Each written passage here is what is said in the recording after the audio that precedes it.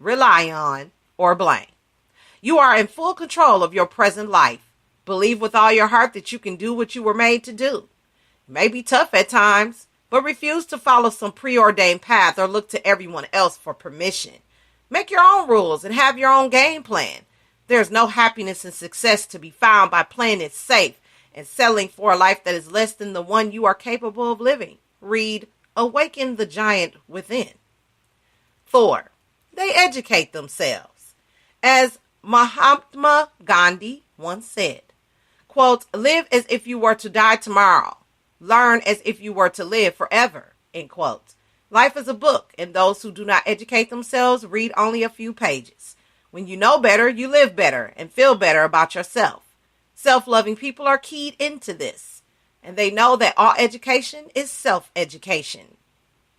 It doesn't matter if you're sitting in a college classroom or a coffee shop. We don't learn anything we don't want to learn.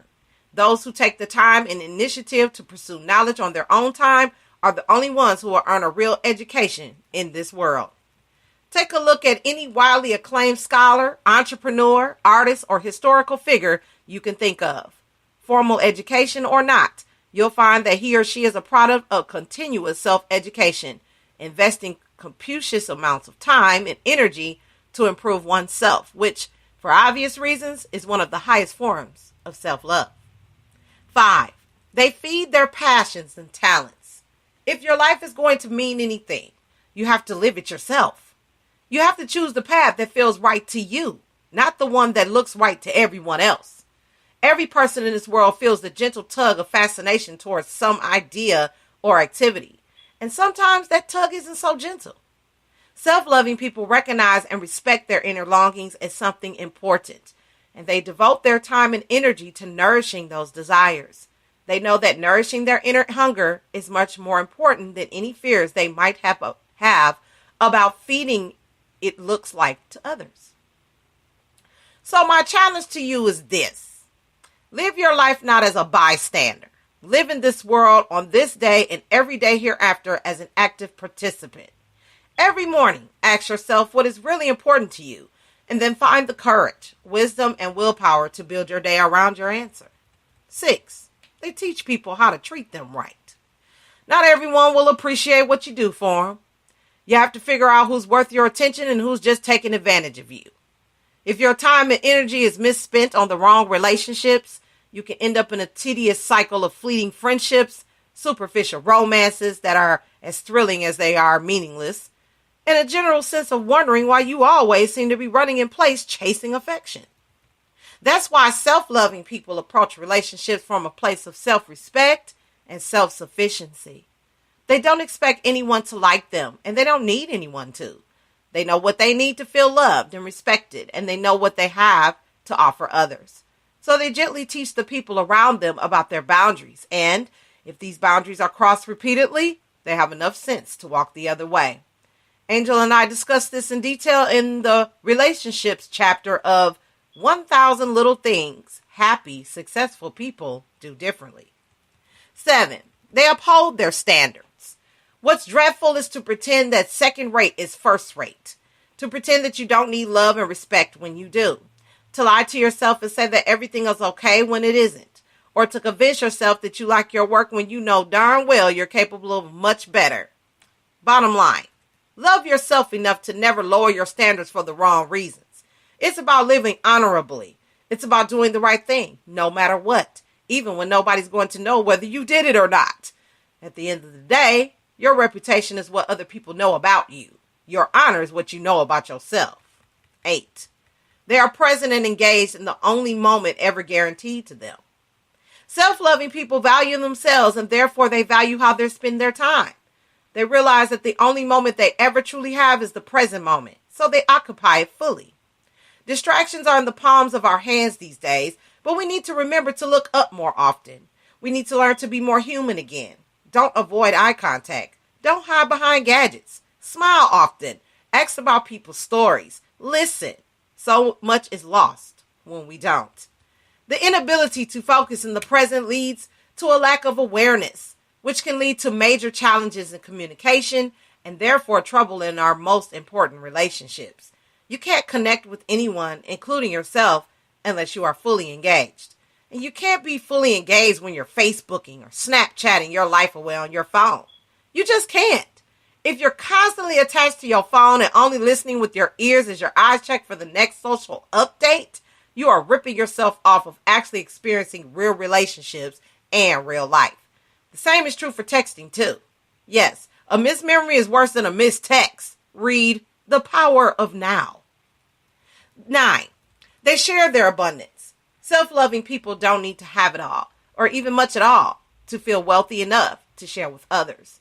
They know they have it good in some way or another, and they aren't scared to share it. Maybe you're feeling a little down and out right now. Maybe money is tight. But I bet if you think long and hard about it, you have some kind of abundance that you could share right now with someone else. Perhaps you have an abundance of patience, so you could be a listening ear. Perhaps you have an abundance of knowledge on a particular niche topic that you could share.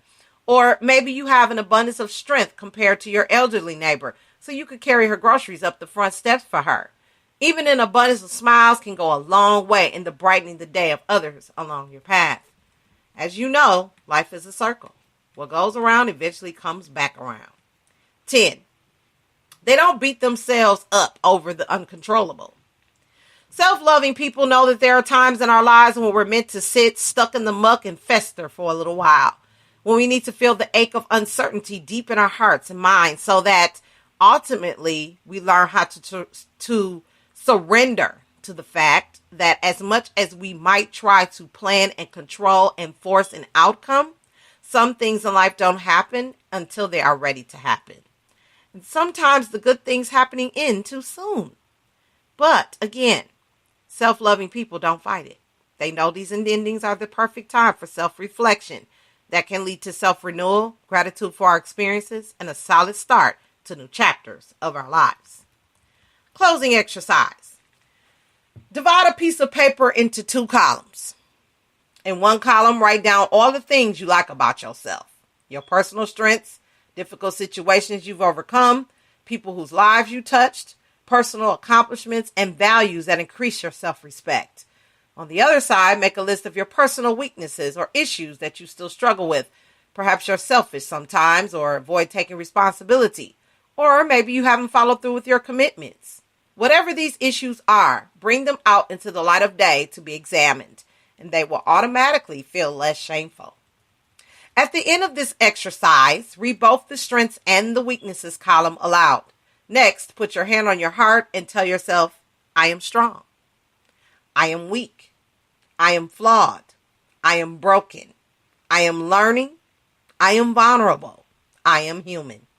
And despite of all this, I give myself permission to love myself unconditionally. I am a growing, evolving being who uses past mistakes as fuel for my journey of growth. I accept as I am, and I set an intention to become the best version of me. Reread this post and do this exercise often. Spend time meditating on the habits and patterns in your life that serve you and those that hold you back. Connect with the pain that disconnection from yourself has caused and hold it gently in your awareness. By doing these things, you'll grow in self-awareness, mindfulness, and self-love. And when you learn it is enough to be you, you will also learn to accept and love other people with more compassion and less judgment. The floor is yours. Which of the points in this post have you struggled with in the past? How will you love yourself more today? Leave a comment below and share your thoughts with us. And that's our EDU for our lives.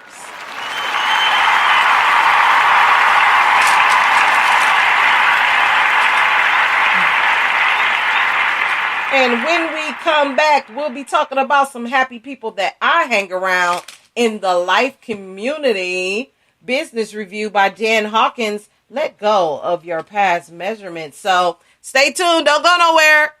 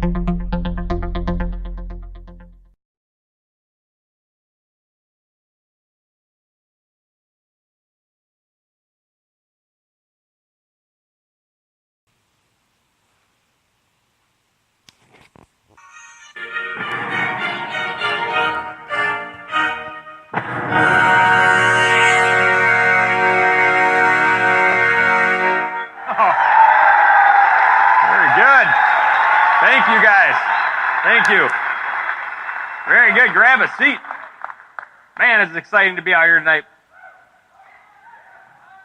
Good stuff. Well, I want to start this talk by a quote that Orrin Woodward gave to me a number of years ago. And if you've had any time around Orrin Woodward, maybe this isn't for you guys, but for me, sometimes he'll say something and it takes me a few months or years to understand.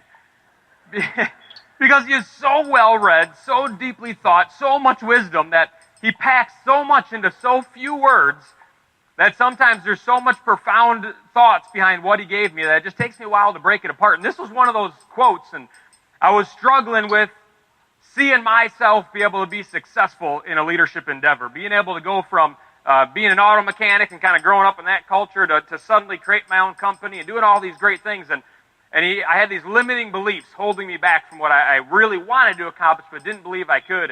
And there was a couple of different thoughts going on there. And he gave me this quote, and I want to read it to you, and then give a talk kind of wrapped around it, because I believe that you probably